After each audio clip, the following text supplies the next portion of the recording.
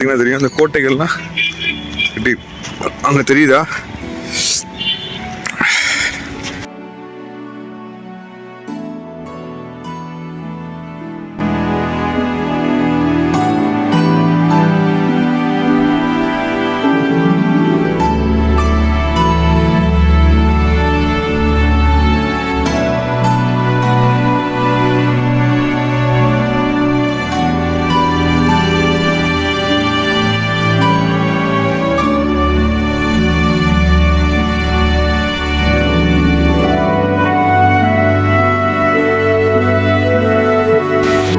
Guys ஆக்சுவலாக இதெல்லாம் வந்து பார்த்தீங்கன்னா குளத்துலேருந்து எடுத்த கல்லாம். எவ்வளோ கல் வந்து பார்த்தீங்கன்னா கிடக்கு.